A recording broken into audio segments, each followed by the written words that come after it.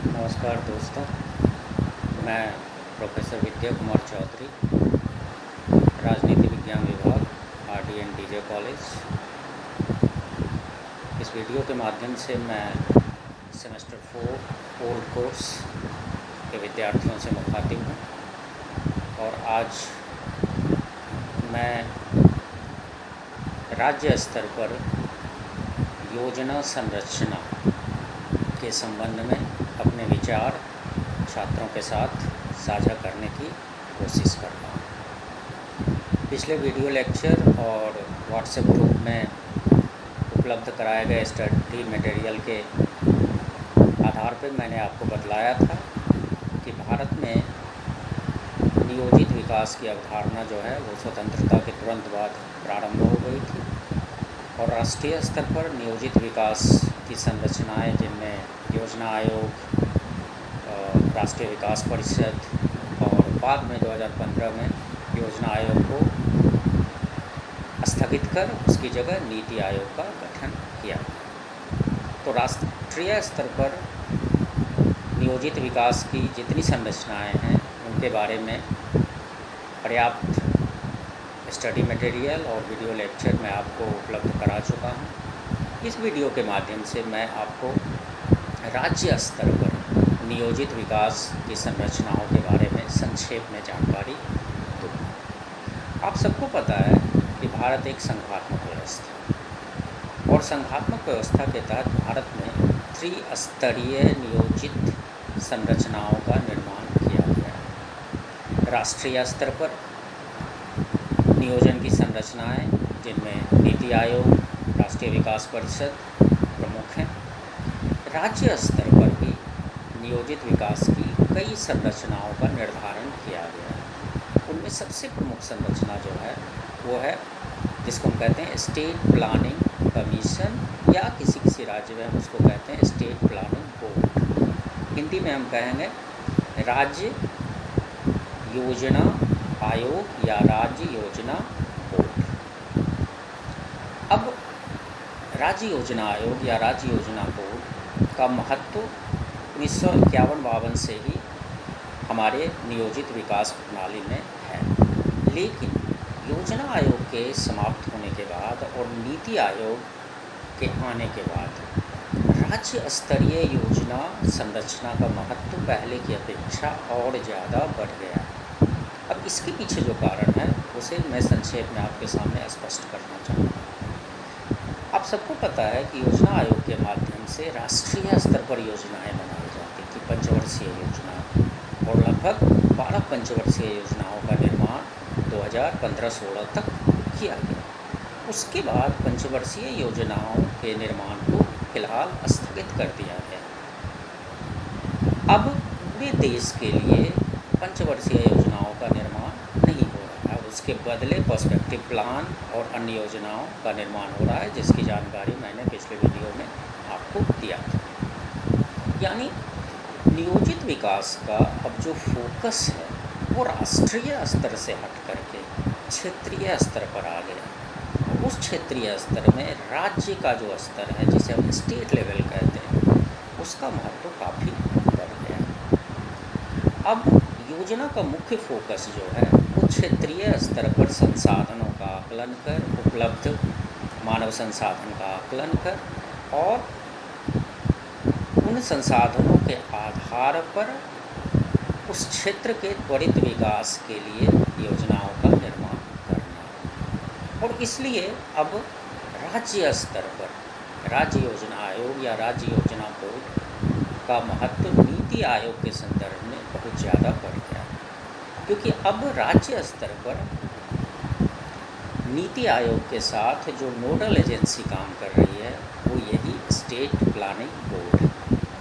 और NITI Aayog state planning board के साथ मिलकर के उस राज्य या उस क्षेत्र के संतुलित विकास के लिए आवश्यक संसाधन, आवश्यक एक्सपर्टीज उपलब्ध करा रहा है। अब उदाहरण के लिए आप देखेंगे कि बिहार में स्टेट प्लानिंग बोर्ड या स्टेट प्लानिंग कमीशन जो है वो काफ़ी पहले से उपलब्ध है। 2015 के बाद राज्य योजना आयोग का महत्व इसलिए और बढ़ गया है क्योंकि अब इसका कार्य और इसका क्षेत्र पहले की अपेक्षा और ज़्यादा व्यापक हो गया है। राज्य योजना आयोग को ऐसे तो बहुत सारे कार्य करने पड़ते हैं, लेकिन मुख्य रूप से राज्य योजना आयोग को 3 कार्य करने हैं। पहला कार्य जो राज्य योजना आयोग करता है वो है कि अपने राज्य में उपलब्ध प्राकृतिक संसाधनों का आकलन। उदाहरण के लिए जैसे बिहार, तो बिहार में प्राकृतिक संसाधनों की उपलब्धता का आकलन है कि बिहार के पास क्या क्या प्राकृतिक संसाधन। आप सबको पता है कि 2000 ईस्वी में झारखंड के अलग हो जाने के बाद बिहार प्राकृतिक संसाधनों के मामले में अब उतना अमीर रहा नहीं जितना 2000 से पहले बिहार हुआ करता था। लेकिन इसके बावजूद भी बिहार के पास प्राकृतिक संसाधनों की कमी है। हमें उन प्राकृतिक संसाधनों पर फोकस करना है जो हमारे पास उपलब्ध हैं और जिसको हार्नेस करके हम अपने राज्य का त्वरित विकास कर सकते हैं। उदाहरण के लिए वाटर रिसोर्सेज, पानी बिहार में बहुसंख्यक मात्रा में उपलब्ध है, यानी पानी जो है वो बिहार में ज़रूरत से ज़्यादा उपलब्ध है। अब राज्य स्तर पर राज्य योजना आयोग का यह काम है कि वह बिहार में उपलब्ध पानी से बिहार का विकास कैसे हो सकता है, इस पर मनन करे, मंथन करे और अपनी योजना बनाकर नीति आयोग और राष्ट्रीय विकास परिषद के सामने प्रस्तुत करें।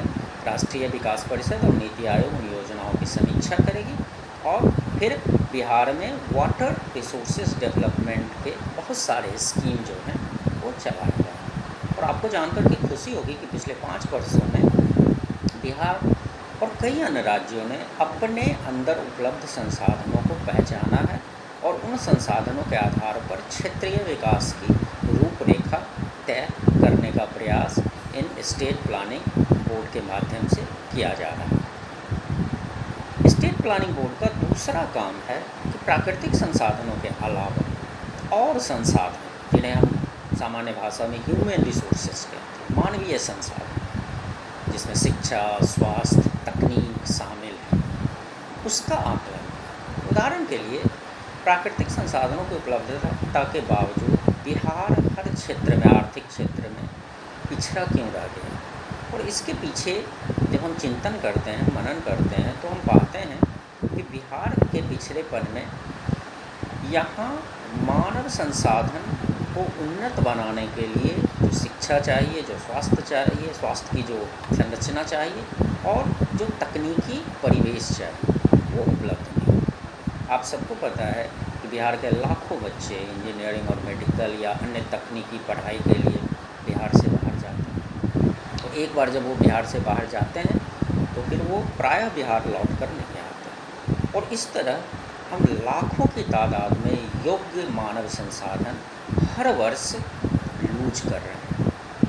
तो राज्य योजना आयोग का यह भी दायित्व है कि वह अपने राज्य में शिक्षा, स्वास्थ्य और तकनीकी विकास की रूपरेखा तैयार करे और उसके लिए आवश्यक योजना बनाकर उसके लिए उपलब्ध संसाधन और अन्य संसाधनों जिसकी आवश्यकता है उसके लिए केंद्र सरकार के पास अपनी योजना प्रस्तुत करें। स्टेट प्लानिंग बोर्ड का तीसरा और अंतिम कार्य है योजनाओं की समीक्षा करना और उनकी गुणवत्ता में सुधार करने के लिए सुझाव उपलब्ध करना। इस कार्य में स्टेट प्लानिंग कमीशन अपनी नौकरशाही संरचना के अलावा शैक्षणिक संस्थानों जैसे विश्वविद्यालय, रिसर्च ऑर्गेनाइजेशन, NGO वगैरह को भी शामिल करती है।